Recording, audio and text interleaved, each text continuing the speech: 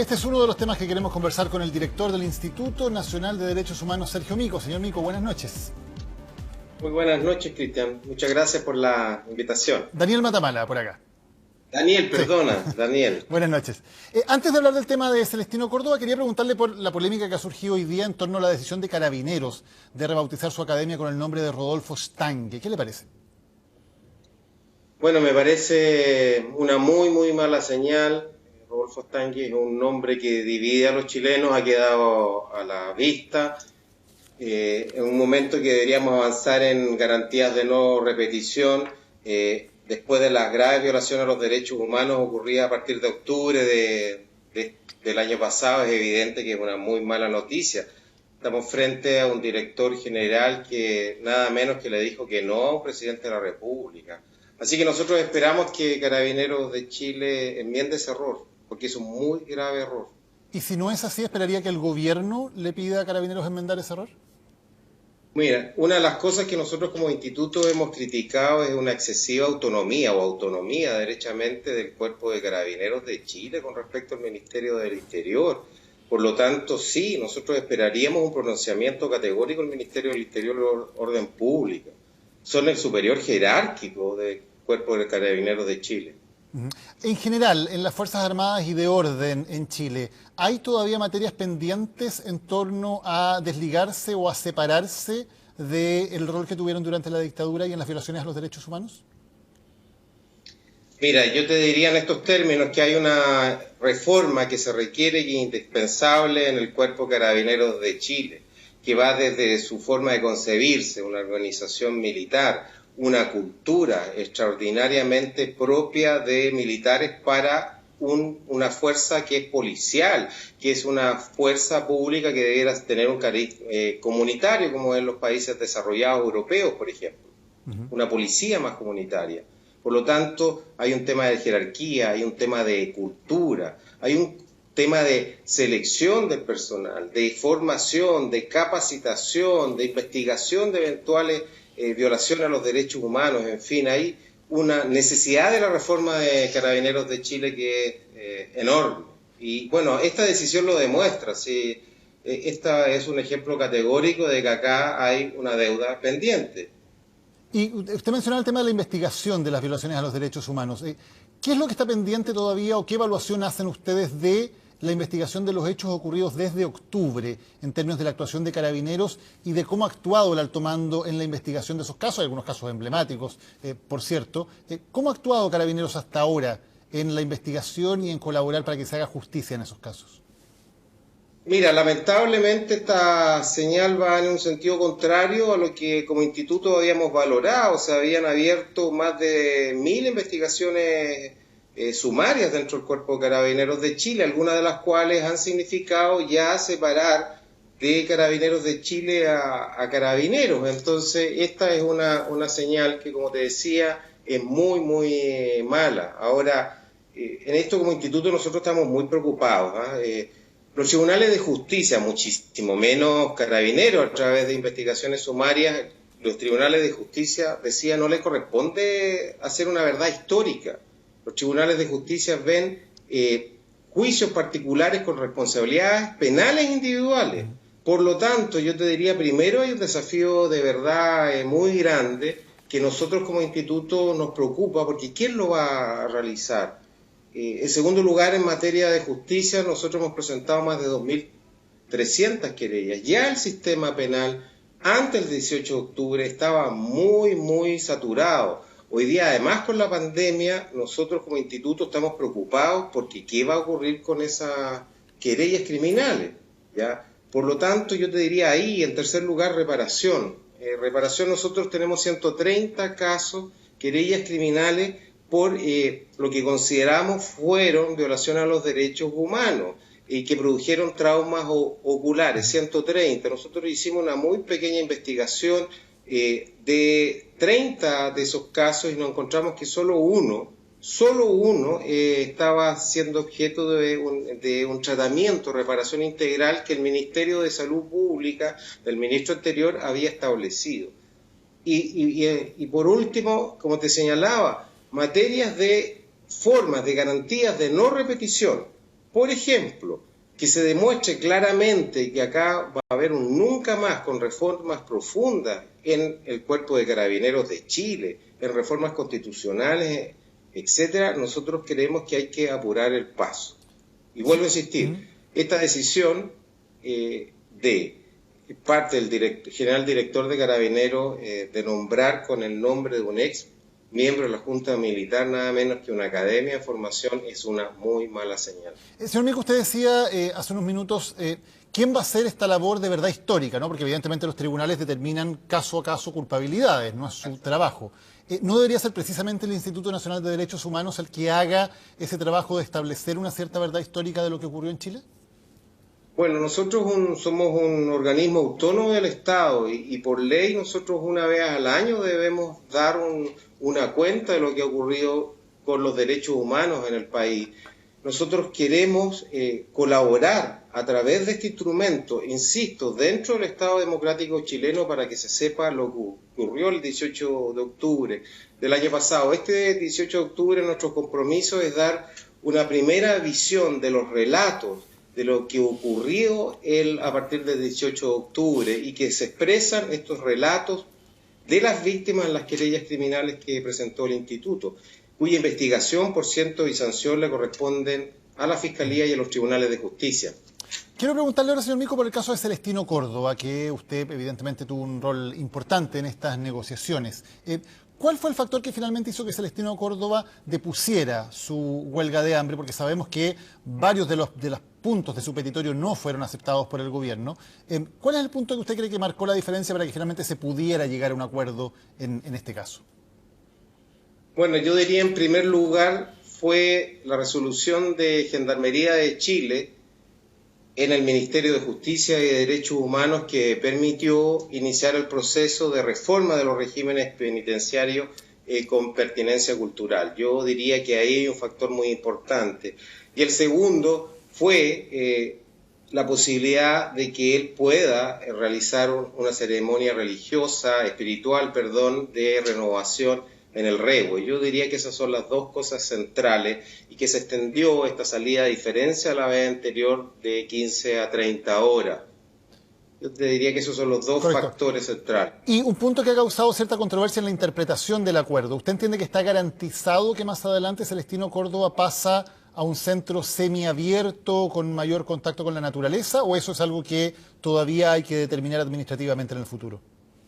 Bueno, hoy día estuve con Celestino Córdoba y lo que él hizo hoy día a través de su abogado es presentar una solicitud. Eso es lo que está establecido. Y claro, es una solicitud para ingresar a un centro de educación y trabajo, que por lo demás es un derecho que pueden tener cualquier persona. Ahora, en este caso, yo insisto, hay, en cumplimiento de las obligaciones internacionales de Chile, un derecho de igualdad y no discriminación para los pueblos originarios. Y en este caso, es cumplir una pena en contacto con la naturaleza. Y es una obligación internacional que ha asumido el Estado de Chile. Y esa obligación internacional, porque eso es lo que está en cuestionamiento ahora, esa obligación internacional no choca de alguna manera con el principio de igualdad ante la ley de todos los chilenos, vale decir que algunas personas, por ejemplo, el cumplimiento de este convenio, tengan mayores posibilidades de acceder a este régimen penitenciario y otros que hubieran cometido iguales delitos, que estuvieran cumpliendo penas similares, no tengan la misma posibilidad de acceder a ello? Es que justamente lo contrario, porque gracias a estas medidas como el convenio 169, inspirada en el convenio 169, se pretende, pero muy levemente, restablecer la igualdad. En este caso, la igualdad entre los pueblos indígenas y el pueblo chileno. ¿Ya? Por lo tanto, acá de lo que se parte es que hay una gravísima discriminación y se requieren medidas de discriminación positiva que apunten a lograr una igualdad en Chile, que bueno, es cosa de estar acá en Temuco, en la Araucanía, en Arauco, para darse cuenta que no existe. Claro, se entienden las medidas de discriminación positiva en muchos aspectos, ¿no? Por el menor acceso en educación, en desarrollo, en fin, una serie de aspectos en los cuales se entiende la discriminación positiva. Pero en legislación penal, ¿corresponde discriminación positiva cuando alguien es condenado por un delito? Esa es la pregunta. pero para efectos de cumplimiento de penas claramente se pueden tomar medidas respecto al régimen penitenciario. Acá hay una cuestión muy importante, acá no hay impunidad, acá hay una persona que va a seguir cumpliendo con su pena, una persona que va a seguir privada de libertad, pero en condiciones que, insisto, se logre satisfacer un derecho basado en una pertinencia cultural, de una cultura que es distinta a la del resto de los chilenos y chilenas. ¿Tiene que ver solamente con esa pertenencia cultural o también con el hecho de que él sea machi? ¿Eso es un factor que se considera? Bueno, evidentemente por eso cuando hablamos de una práctica espiritual estamos hablando de eso también. El propio ministro de Salud Pública homologó el ser machi con el ser médico, habló de ser colega. Ahora, también es muy importante que haya una persona que es estremecedoramente, diría yo, generosa. Jorge Luxiger Macay dijo públicamente que acá no había impunidad. Entonces, esto como Instituto Nacional de Derechos Humanos es muy importante. Acá no hay impunidad, no hay privilegios. Acá lo que se está cumpliendo son obligaciones internacionales dentro de las normas que establece el Estado de Derecho chileno, cumpliendo sentencias judiciales. Claro, le pregunto por el tema de si es un factor el hecho de que él sea una autoridad espiritual, como lo han dicho Por también supuesto. algunas personas, porque no debería haber entonces análogo razonamiento, por ejemplo, en el caso de un sacerdote católico o de un pastor evangélico que estuviera preso por delitos graves, él también, por ser autoridad espiritual, tendría derecho a algún tipo de beneficio especial. Ahora, insisto, acá de lo que estamos hablando son miembros de un pueblo que ha sido discriminado centenariamente. Y es una obligación internacional además que cumplen prácticamente todo el mundo, los países desarrollados, Canadá, Europa. Entonces eso hace que sea una situación enteramente distinta ser miembro de un pueblo indígena discriminado de grupos de personas, en este caso lo que tú me señalas, sacerdotes católicos o evangélicos que no están en esa categoría. Entonces, insisto, sí hay una discriminación, pero se basa en un criterio que no es arbitrario, y que busca que en Chile haya igualdad, y que no la hay.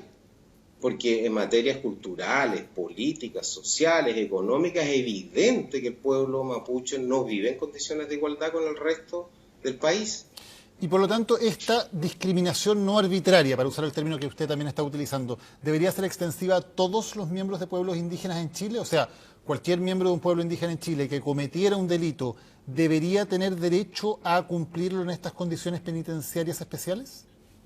Ahora, ya lo que se establece en la resolución de Gendarmería de Chile es criterios de pertenencia cultural en salud, en educación, en comida, con pertenencia cultural respecto de todos los pueblos indígenas. Así que eso ya está establecido y el acuerdo en su punto 7 lo ratifica y pide su profundización. Estamos hablando de la aplicación del convenio 169 en un punto muy específico, que son las condiciones carcelarias. Pero acá hay un tremendo desafío en políticas públicas, en salud, en educación, en reconocimiento constitucional de los pueblos indígenas, ministerios, consejos de pueblos originarios. Acá viene una enorme transformación. Por eso la importancia de un acuerdo que se produce en Nueva Imperial, y quiero también señalarlo, donde el ministro de Justicia y Derechos Humanos, Hernán Larraín, en diálogo permanente con las voceras y con el propio Machi Celestino Córdoba, decía ese ministro, está abriendo una nueva etapa. Entonces, también hay que ser justos y valorar que a través del diálogo se llegan a acuerdos pacíficos. Claro, la pregunta y también quiero... Sí, por favor, adelante.